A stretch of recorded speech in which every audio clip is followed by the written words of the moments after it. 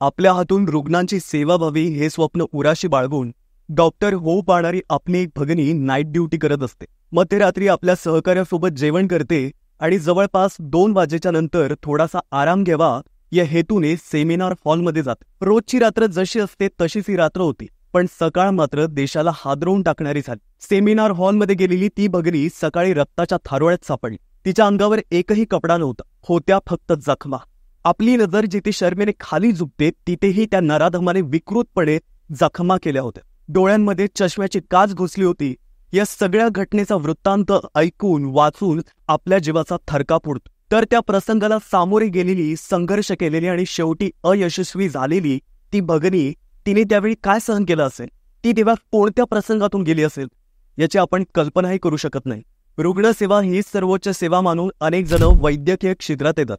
आपल्याकडे तर डॉक्टर म्हणजे देवाचं रूप मानलं जातं, पण मानवी हव्यास आणि असंयमीपणामुळे याच डॉक्टरांवर अनेकदा हल्ले झाल्याच्या बातम्या आपण ऐकतो.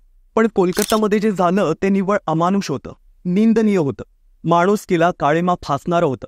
सगळीकडे चर्चेत असलेल्या या प्रकरणात आरोपी कसा सापडला आणि पुढे नेमकं काय घडलं ते बघूया या व्हिडिओमधून.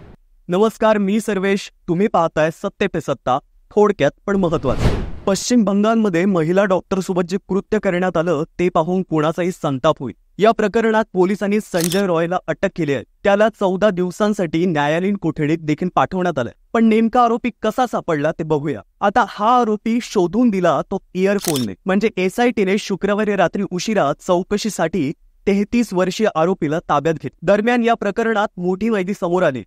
पोलिसांनी महिला डॉक्टरचा मृतदेह सापडल्यानंतर तपास सुरू केला. यावेळी आपत्कालीन इमारतीच्या 3ऱ्या मजल्यावरील सेमिनार रूममध्ये एक तुटलेला इयरफोन सापडला. जवळच महिलेचा मृतदेह होता. पोलिसांनी या इयरफोनवरून तपास सुरू केला. सीसीटीव्ही फुटेजमध्ये संजय रॉयला पहाटे 4 वाजता आपल्या गळ्याभोवती ब्ल्यूटूथ डिव्हाइससह आपत्कालीन इमारतीत शिरताना पाहिलं. मात्र 40 मिनिटांनंतर संजय इमारतीबाहेर आला तेव्हा त्याच्या गळ्याभोवती इयरफोन नव्हते. यानंतर सगळ्यांचे फोन जमा करून ते डिव्हाइस कनेक्ट करून पाहिले. आता संजयचाच फोन त्या डिव्हाइसशी कनेक्ट झाला आणि त्याला ताब्यात घेण्यात आलं. पण आता हा संजय नेमका कोण आहे? तर 2019 मध्ये संजय रॉयची भरती झाली होती. तो या रुग्णालयातील पोलीस चौकीत तैनात होता. तो बऱ्याच काळापासून तेथे काम करत होता, त्यामुळे त्याला साहजिकच प्रत्येक विभागाबद्दल सविस्तर माहिती होती. महिला डॉक्टरवर बलात्कारानंतर तिची हत्या करण्यात आली. पीडितेच्या गुप्तांगातून रक्त वाहत होतं. तिचे दोन्ही डोळे आणि तोंडातून रक्त येत होतं. चेहरा, पोट, पाय, मान, हात, ओठांवर जखमा झालेल्या होत्या. ही घटना सकाळी 3 ते 6 वाजण्याच्या सुमारास घडली आहे. तिच्या शरीरावर झालेल्या जखमा पाहताना तिने जोरदार प्रतिकार केला असावा असं बोलल्या जाते. या प्रशिक्षणार्थी डॉक्टरवर बलात्कार आणि हत्या प्रकरणाचा तपास सीबीआयकडे सोपवण्याचे आदेश कलकत्ता उच्च न्यायालयाने दिले होते.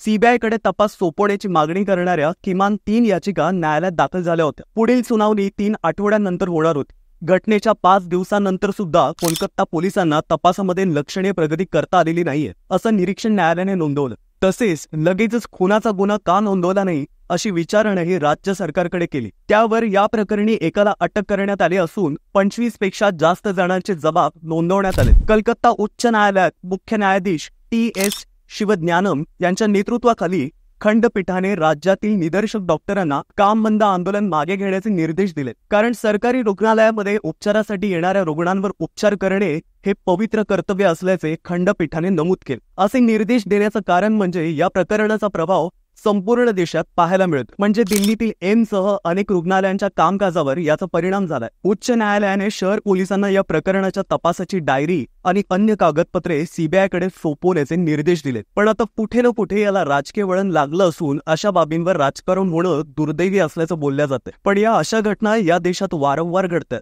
नीती, मानवी मूल्य यांचा विसर आपल्याला का पडायला लागलाय याचा विचार तुम्ही, आम्ही आणि सगळ्यांनी करणं फार गरजेचं आहे.